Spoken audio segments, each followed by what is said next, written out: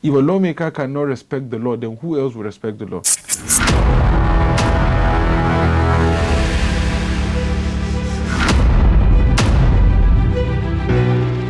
Good morning, Honorable Muhammad Oyanki. Thank you very much for being with us on Meet the Lawmaker. Today you're representing Doma North State Constituency in Nasarawa State, and you have a very, very inspiring political career. At the age of 26, you won by 11,677 votes. That's 2,000 votes over your opponents in the APC. And the first question on everybody's mind is, how did you get into politics and why at the age of 26, nonetheless, which means you must have been in before the age of 26. So can you just tell us your story, your origin story? Let's hear that. Like you rightly said, my name is Muhammad Oyanki. I'm the Right Honorable Deputy Speaker, Nasarawa State House of Assembly. Permit me, as legislators, we always introduce ourselves. Yes. It is a custom we are now accustomed to. I have a very, very interesting story. I think I have an interesting story because I've been in politics since I got consciousness of myself, one way or the other. Because at every spare of life, at every stage in life I've found myself, I've always happened to, by the grace of God, be in the position of leadership. Even from secondary school, I was a prefect in my secondary school days. In the football team, I was a captain. And even in the university, when I came into the university, I actually studied in Nile University. I was a vice president of the Student Representative Council. I was a president of the Student Representative Council. And I'm the first alumni president of Nile University of Nigeria, which was a position I willingly relinquished so I can concentrate on my constituency. And joined politics after my master's. I am a graduate of computer science with honors. I have an MBA specialized in project management. And then politics came. And by the grace of God, I contested. I won with good margin, like you mentioned. And then from there, we had a tussle for deputy speaker. At some point, we had a little crisis in the early days. And then it happened, and then destiny can never be denied, but probably delayed like we believe. And then again, I came back, emerged as a deputy speaker, and I happened to be the youngest elected lawmaker in the Federal Republic of Nigeria. That's a very, very inspiring story you mentioned. Was there any pivotal point in your life, maybe in secondary school, maybe in university at one point, where you just woke up and said, look, I have been in positions of, leadership, as you mentioned, and I'm going to run for office? Or was it something that, as you said, just kind of, just fell in your lap and you just went through with it? They said leaders are born and leaders are made. I think I was born a leader. Because all my stories, by the grace of God, I cannot categorically tell you this is what I did for my victory, this is what is practical. I know I prayed to God and determination. And then as an individual, you have to have discipline. The moment there's discipline, consciousness, you pray to God, and then divine direction. I feel my story is just divine. I'm here by the grace of God, and I'm the Deputy Speaker of Nasarawa State by the grace of God. That's a very, very interesting story. Yes. Can you talk to us about what that was like running for office in 2023? So that means 2022, 2023, you must have been on the road. What was that like? We see clips on TV, we hear it on radio, we know what campaigns look like from the outside, but from the inside, what was that like? Honestly, contesting for office is one of the toughest decisions I made, because at some point my parents were skeptical about it. They were not so sure about it, and I needed their blessings. At some point, my father said, Muhammad, I'm not really sure about this. I think let's let it slide. And he let it be. And then we came back, we met again, because I happened to grow up in a very, very beautiful home where you win with constructive arguments. When you're able to present your debate constructively, my parents don't have a problem. My father, my mother, this is what you want. How you present it to them. If it makes sense, then it is viable. And my extended family, my uncles, I have a very, very beautiful family. They really supported me. But one of the toughest decisions I've made in my life was contesting for office. And after contesting, vying for the position of Deputy Speaker, the decision, the tussle, is a story I don't always want to remember. But Alhamdulillah, I stood strong, I stood firm, I stood where I knew was the right thing, and I prayed to God, and by the grace of God, like I've always been saying, I am here today. So God has been my guide, God has been my wisdom, my strength, and everything. Talk to us about briefly, because you just as you've highlighted that you don't want to get into the details of it, and that's okay. Yes. But if you can talk to us briefly about what led to you becoming deputy speaker, because a lot of young people, a lot of people in your position will just be okay, just being in that space enough, you know, is a privilege enough. But you didn't just want to stay there; you took it a step further. What was that like? What was the headspace? What were the activities that led up to that? Yeah, funny enough, I did not know any of my colleagues until I won office. I had no prior relationship with any of my colleagues in the house, and I happened to be the youngest amongst them. Some are as old as my parents, some are as old as my friends. In fact, the only female lawmaker in the house is my mother's friend. So my mother's friends are now my parents, are now my colleagues. Imagine that. And for you to fit in a space like that, you have to be humble. You have to take life easy. So one thing I can categorically tell you is the discipline I came with really helped. In as much as I'm very disciplined, you cannot step on me. I don't allow that. But having won my elections, usually by the Constitution, it is said when you win, you sit to elect a leader. And then I happened to be elected under the platform of the PDP. I'm a member from the PDP, and I'm proud about that. I'm proud to be from the PDP. So it is a game of number. 24 lawmakers, and you needed more than half to be the speaker and the deputy speaker. And then a colleague came from the APC, Honorable Daniel Ogawagazi, my leader. He came from the APC and said, okay, Oyanki, I'm from the APC, you are from the PDP. You are 8 elected members from the PDP, and there are 2 from NNPP, 3 from SDP, and the remaining are APC. So if there's a way we can come together to form the leadership of the house, it was an interesting idea. I was in my site here in Abuja, life camp precisely. I was even on the decking. They were trying to cast because I happened to be in property too before my emergence. And then he came, we spoke. Honorable Ogazi said, Oyanki, I want you to be my deputy speaker. He made up his mind there. From the conversation we had, he was interested in me, and I was humbled. Then he came, we started. We were able to pull 13 out of 24. So in 13, the remaining is 11. And 10 were with the former speaker, and the lady in the house, the only female lawmaker, we call her the flower of the house, was also in the contest. She wanted to become the speaker. So it was 13-10-1. By then, it's even in jungle justice, 13 is more than 10, you understand. But then what happened? There was a need to allow the government take the day. So, and then we let it be. The 10-man faction, we had to join the 10-man faction. And then I was a floor member then. But afterwards, we joined with supporting. In fact, I moved the motion nominating the 10-man faction speaker, Honorable Balarabe Abdullahi, somebody I respect very much. But unfortunately, December 2023, the court nullified his election, his constituency election. The house needed to bring in new leadership. And then Oyanki was an option not too far away from the people. And that was how I came again. After we had the tussle, we were all over the media, everywhere in the world, 2 speakers in Nasarawa State, 2 deputy speakers, because in the 1310, we had to go and elect. We went through we scaled through the fence and elected ourselves in the house. And they went to they went to the Ministry for Local Government and Chieftaincy and also elected the speaker and deputy speaker.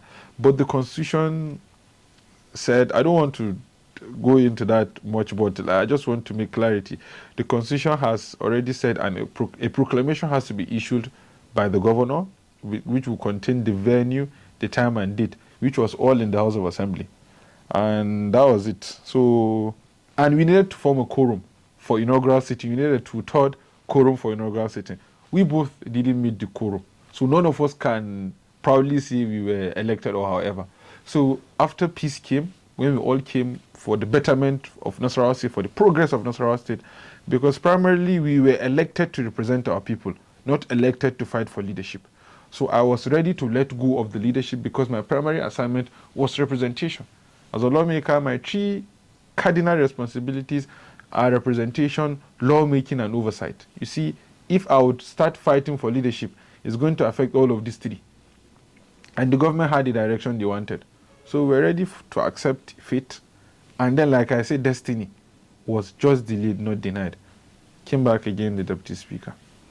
So that tussle is tussle because pressure from family, pressure from friends, pressure from people from all walks of life. Some people I don't even know knew about me, reached out. And I needed to stand by my people because I came with these people.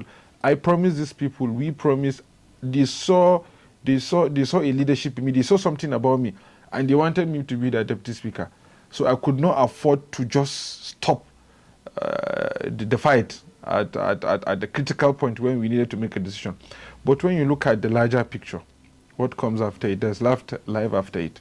And then when I took faith, when I prayed, I usually pray, and God gave me direction, God gave me wisdom, and I let it be, and it came back again. So sometimes it's not how strong you are, it's just what's destined for you by God. That's a very inspiring story. Yeah. What are some of do you have any particular causes, or any particular, national interest that you have that you are very particular about and that you want to see and that you're pushing towards in this country? You see, honestly, one of the issues we have as Nigerians, with all due respect to Nigerians, is white-collar job. We just want to graduate from the university and just get an employment, NNPC, CPN. Civil service is not sufficient because we understand the way things are. We happen to be in a country where the current expenditure, salaries are more than capital expenditures, then there's a problem. Everybody is depending on the government for salary. So if you really want to thrive, if you really want to survive, if you really want to be to live outside of the box, you have to think out of the box if you want to live outside of the box. So primarily, or most especially, something I've really been working on is the issue of skill acquisition and empowerment. By the grace of God, in my constituency, I've been able to enroll 30 individuals. We have a local state-owned vocational training institute at a subsidized rate. I enrolled 30, but only 23 were able to concentrate and graduate, which all of those graduates have bought startup kits for them to continue tailoring, barbing, and what have you. And you see, if I have been able to empower 23 people in barely 2 years, and let's say before my end, by the grace of God, before I finish office, I've been able to empower, let's say, 40 more people. That is about 63 people out of poverty for life. Because skill you've learned cannot vanish. And everyday people sew clothes. Everyday people, if you don't want to sew, you have to patch your trouser. Because if you don't sew it to tear, you have to patch it. People have to look good. People go to the salon. Women go to the salon. You need to work your plumbing in our home. You need a carpenter. So this, in fact, in every street, you have to find one of these things. Even here in Abuja, if you cannot find a tailor on the street, you find a vulcanizer. If you cannot find a vulcanizer, you find a barber. So all these things are things that it will not even limit them only to Nasarawa State or Doma North constituency. If they really concentrate in it, they can thrive out and go wherever they can do how best they put in their best. So empowerment is what I have really been looking at. People should understand not only government, because everything government cannot do it all. And if they are not able to do it all, we cannot die. We need to survive. And empowerment is something I've critically taken into consideration even after that, even in the government, I've been able to employ 21 individuals in Doma North constituency within the last 1 year, which no lawmaker in the history of Doma North have been able to achieve that. So I think at the moment I can categorically tell you I've taken 44 people out of poverty in my constituency. These 44 people come from 44 families. These 44 families have parents. So let's say 44, everybody has +1. So I've been able to empower about 88 people out of poverty. If every other person would do that in this constituency, imagine we are 24 lawmakers in Nasarawa State. 88 by 24. We're taking over almost how many hundreds of people out of poverty in the state, over 1,000 people out of poverty in the state. And that's an interesting journey. And one thing we have to understand is health. We believe health is wealth. Right now in my constituency, the closest healthcare we have in every locality is a primary healthcare center. There are some primary healthcare centers in very remote areas like Route 2 community. Route 2 is a community that is remote. You cannot access Route 2 community even with a car. Even if you're going with your car, it has to be a high car. It's going to be a struggle. I have gone to Route 2 community. I have remodeled their primary healthcare facility. Mudu community remodeled their primary healthcare facility. Ana community remodeled their primary healthcare facilities. And what have you? There are other facilities within the local government. Those ones are closer to the capital. And the attention they need as not as much as the attention. These local facilities are very, very remote. You see hospitals, delivery is very, very terrible. All these things. So if you can empower people, you can work on their health. Issue of light, I think I said it once in one of my tournaments, because I host an annual football tournament every year, even before my emergence. I said it there. I said, yes, I can beat my chest and humbly say, nobody has helped in the issue of power in Doma local government more than I have done. Because we have a rice processing mill in Doma that has a transformer that has been down for several months. I revived the transformer. There's a community, Lower Benue. We have the Lower Benue River Basin Development Authority. It is a federal government agency. It's in Doma. The community where the offices reside have been out of power for more than 10 years. I stepped down a 300 kVA transformer, which cost me over 20 million naira there. So you see, these are people that need light to survive. My brother, in this world, everybody has a cell phone. Everybody needs light. Light is no longer luxury; it's a necessity to thrive and survive. I have been doing that. We have. If you can give people light, it is another way of helping them in their businesses. So I have done light, I have done health, I have given employment, among others. I think I've done quite enough to help people survive in Doma North and in Nasarawa State at large. You sound very passionate about the work you've done for the people and how much you are helping them. Are we probably going to see you maybe run for the National Assembly or run for office, at a national capacity, so that you're able to replicate what you've done on a national level? I think so far so good. However I'm doing it, politics looks like a game I'm doing very well at the moment. But I wouldn't comment on that, because like I've always been saying, prayer.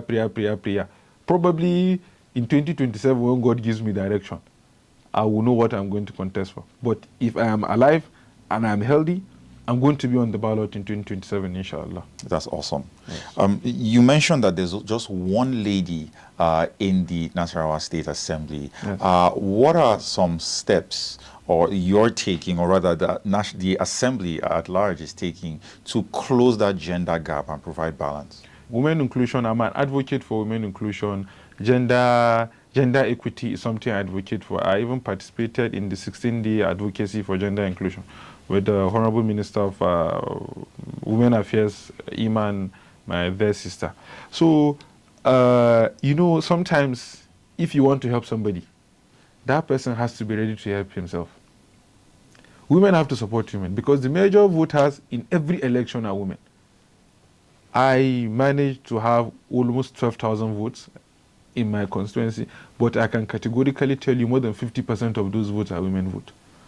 So, and even in one of my campaigns, I said women are the voters. Women have to be councillors and what have you. But I can gladly tell you right now, in my constituency, in my ward, a woman is a councillor. Even though I did not play so much role in that, but it seems Nasarawa State is going in that direction. We have so many women commissioners, not just Commissioner for Women Affairs. The Commissioner of Finance in Nasarawa State is a woman. So my Governor, Engineer Abdullahi Esule, is doing absolutely well. Commissioner for Humanitarian is a woman. Humanitarian is an active work that requires a lot of energy. But if a man can do it, why not a woman do it? We go to the same classes, we attend the same lectures, we write the same exams. Then a woman is fit enough. I support gender equity, gender balance. I support that. But the women have to be ready to help themselves. If they come out on the ballot and they vote, there are cultural barriers and whatever. But even at that, women are able to make it. So they have to be ready to stand up to their feet, and women have to support women primarily. Yes. You mentioned that you are a proud member of the People's Democratic Party, Absolutely. PDP. Yes. So my question is, what are your thoughts concerning the drama that has been going on in the PDP for the past year with Wike, with the leadership of the party, and all the back and forth that has been going on there? It is sad because even in my state, we have a serious crisis. We are at court waiting for a judgment on the 4th of March, even in my state. So you see, sometimes what we tend to forget is we have to put our personal interests aside for the collective interests of the state. I told you here I kept my personal ambition of becoming a deputy speaker. At least it is a thing of joy, but I kept it aside. But because it is destiny, it came back. So we should understand God gives power to whomever he wants, whenever he wants. It is not how strong or how articulate you can bring up your issues or however. And to be very, very honest, I don't want to take sides in the national issues, but in my state issues categorically, I just want to see. I happen to be a lawmaker. I happen to be an elected lawmaker under the PDP. In fact, in my own primary constituency, PDP lost election. It was a different party, Zenith Labour Party. So I can proudly tell you I brought back PDP with the support of my constituents in Doma. And congresses are about to go on, and you don't want to carry somebody like me along. Why will I not want to go and seek for the rest? And one thing I will tell you is, I want to use the opportunity to tell you, with the position of things in Nasarawa State, whatever verdict the court gives, I stand by the court. I respect the court. The judiciary is an arm of government, the legislature and the executive are all arms of government. If a lawmaker cannot respect the law, then who else will respect the law? Whatever the court says in our issue in Nasarawa State, I will stand by the court. Even if it doesn't favor me, I will stand by the court because, like I told you, God gives whenever he wants to whoever he wants. So the issue of PDP is just interests here and there. We should be ready to look at the future of Nigeria because PDP is a party that has been formed in 1999 when they were trying to drive away the military with the people that understood the real problem of Nigeria. And these people have to be passionate about helping Nigeria if you really, really want to arrive at somewhere. Hearing you talk about the country, about the political party you're a part of, your passion for the country and for the people is very, very palpable and it's very, very evident. When you're not being the Honorable Deputy Speaker, what are some things you do in your free time? I travel, I play football, and Okay. I play PS.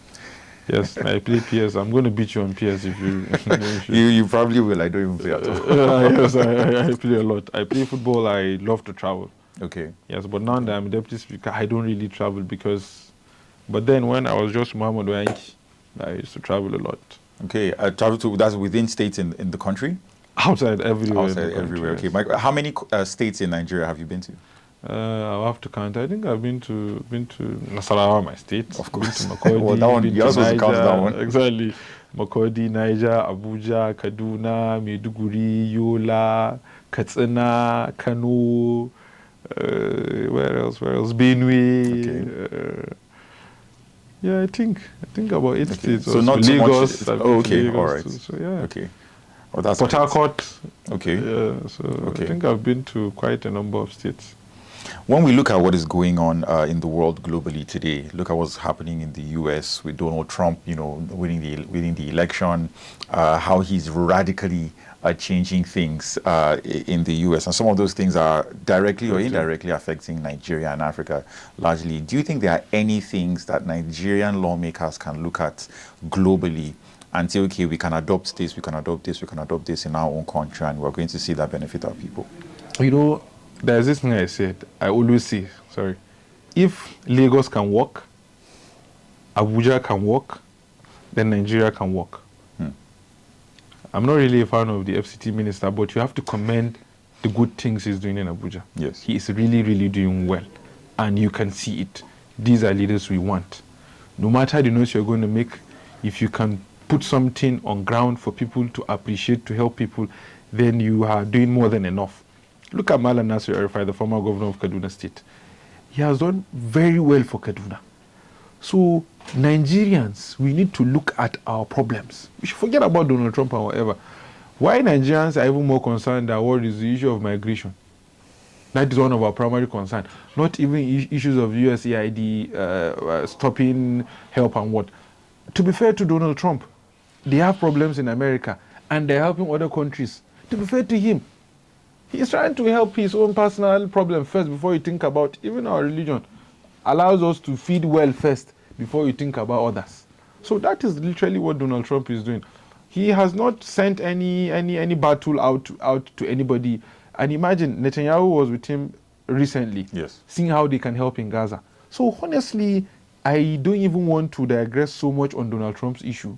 Whatever he's doing is America, is his business. We have to help ourselves. We have more than it takes, more than enough to be a better nation. We have to trust what is happening. We have to trust the process. I have categorically told you I am a member of the PDP.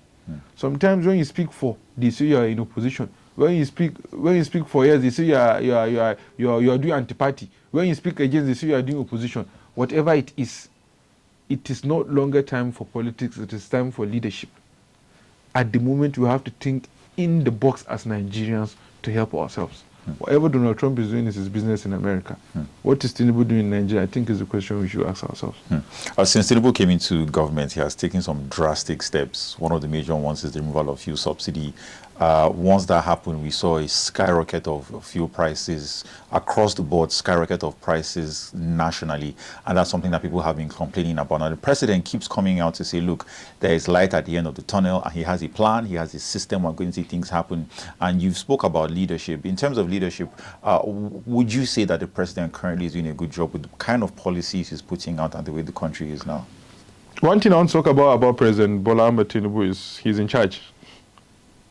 The fact that they're in charge sends a strong signal. And talking about light at the end of the tunnel, let's keep checking till the end of the tunnel. But I must commend President Bola Ahmed Tinubu, because when you look at the criminality in fuel subsidy, it's much more than the benefit in fuel subsidy.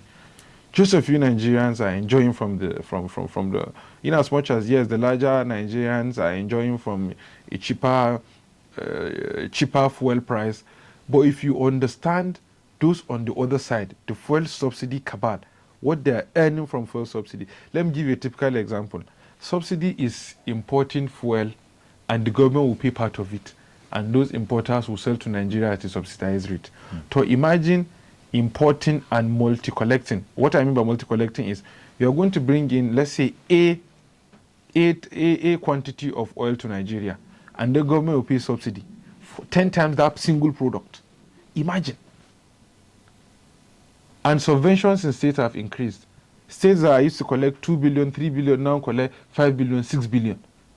Look at what he has done in agriculture. It is definitely not easy. It is definitely not easy. But I don't want to discuss so much on fiscal policy. I'm not an economist. But locally, as Muhammad Oyanki, I'm seeing how I'm trying my best to help my people in my constituency. Yes. National issues are for all of us Nigerians to all pray to God for divine wisdom and guidance. Yes. Okay. Well, I have two more questions and then we're going to let you go. But one of those questions is still a national issue, but I just want to get your opinion on it. Now, last year we saw the Orosanya report finally come out. The president said there was going to be implementation of it. A few months after that, we saw him opening new ministries, new agencies, and then people were very confused. When it comes to cutting down on government spending and you know, funding the government, you highlighted that, look, the recurrent expenditure is more than the capital expenditure in the country. That's something that people have expressed concern over. When it comes to cutting down cost of governance, where is somewhere that the president should focus on? You see, cutting down cost of governance can never be overemphasized. Governance is expensive. You understand? Because, for instance, now, cost of security, we understand the situation of the country. You cannot expect a public figure to freely work with the way Nigeria is at the moment. He has to protect himself, to be very fair to us. That is why he's a leader.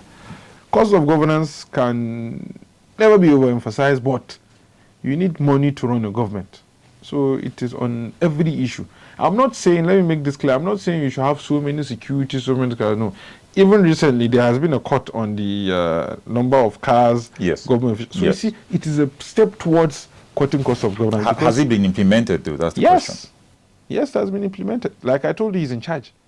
The Bola Ahmed Tinubu, I know, is in charge. And if you want to work, you have to be efficient.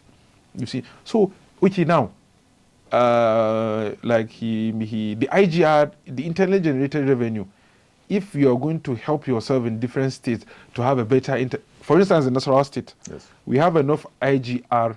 I love Governor Abdullahi Sule. I love his efforts, in as much as he's from the APC and from the PDP. It's time for governance, like I always say.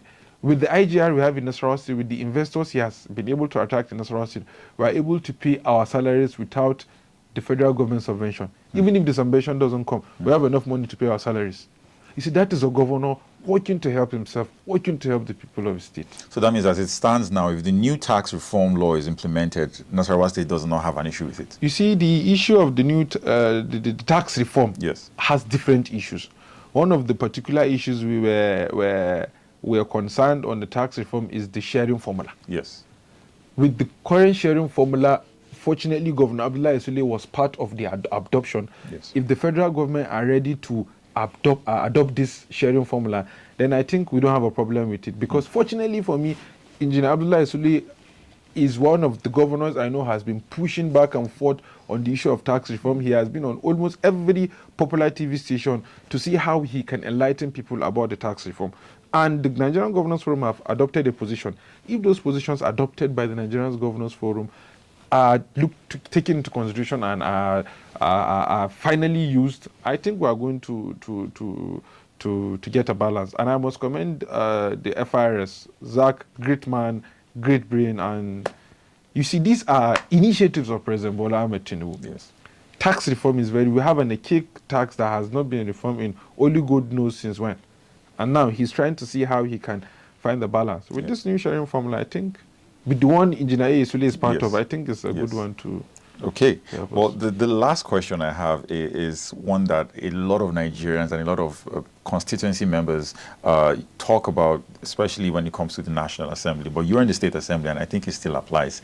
And that is speaking of accessibility to political office holders.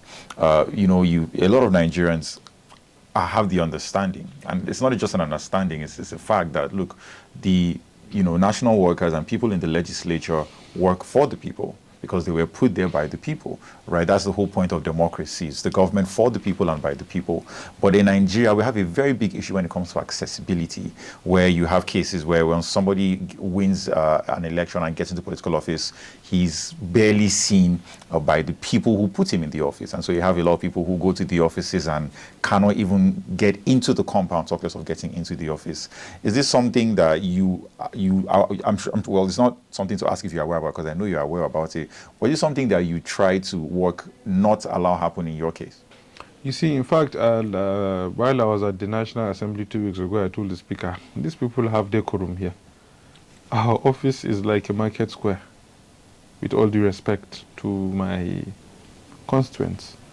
They come every now and then. If you are in the office, we resumed plenary on Monday after a short recess. And on Monday, I think I entertained more than 30 people in my office. My office is open. But you see, the point we forget, or the point we don't understand, is we don't even know, some of the electors don't even know the responsibilities of their leaders. The moment you elect somebody, or you've campaigned for somebody, you want to miraculously leave poverty. It doesn't work like that. If you want to leave poverty while electing somebody, then you want him to steal money and come and give you. If not, where is he going to get those resources from? As lawmakers, I've told you, our primary responsibilities are lawmaking. Lawmaking, which is research and checking the lacunas in the Constitution and where you can bring amendment, or seeing where there are no laws, you can bring in a law.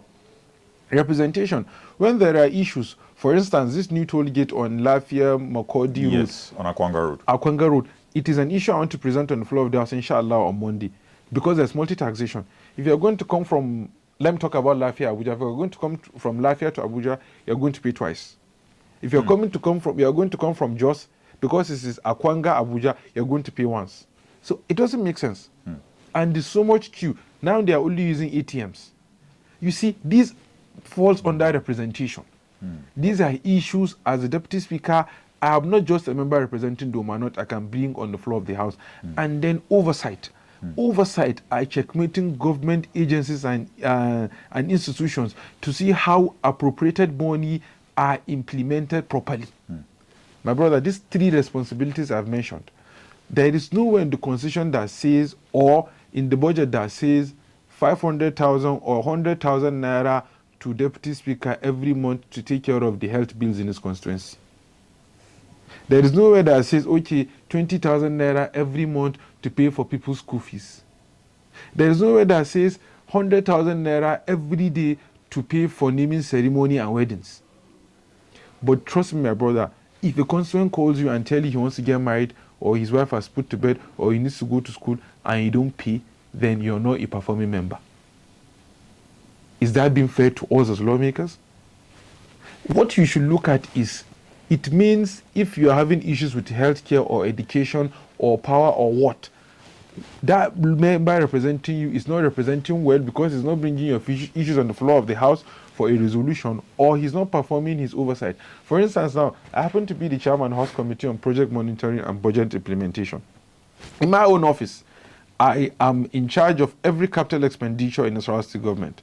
What about another member that is in charge of House Committee on Education, and he's not a member on the House Committee on Health, and he has issues with regards to health?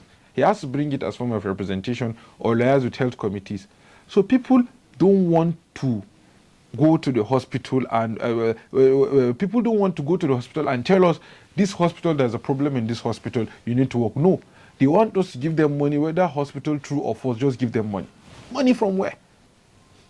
When our salary is a public document by the Revenue Mobilization and Fiscal Commission, salaries of lawmakers are public documents. Whatever it is, there are claims. You don't have any evidence about it. Recently, somebody in my constituency came out with some bogus figures. I don't know from where. Over 200 million. That for the past 18 months, this my allocation. What? From where? From where? Causing the problem. So we have to educate. And do you know it's our fault? When you are contesting for office, I will do road, I will do bridge. With what money? You don't know where you're going into. You see? So the problem is between we and our constituents. But to be fair to somebody like me that did not make any campaign promise, nobody will tell you I made a campaign promise. And wherever it is I know I made a campaign promise, I made sure even before winning election, before I went back to the campaign, I had fulfilled that promise. There are communities I met with issues with regards to water, boreholes.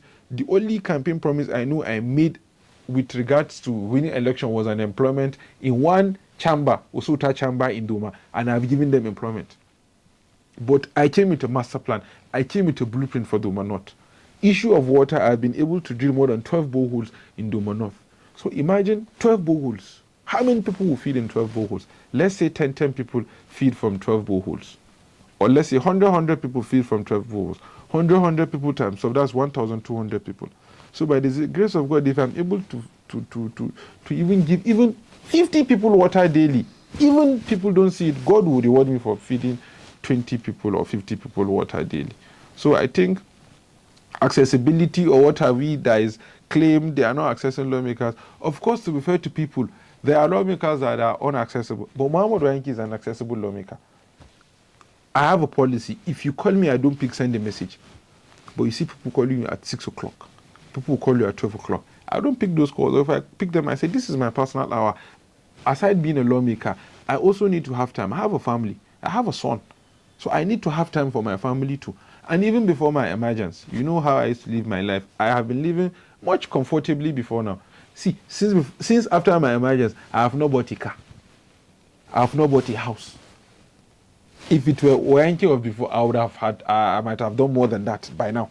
But to understand, we have now concentrated on seeing how we can bring back the dividends of democracy to the good people of Doma North State Constituency and to Nasarawa State at large.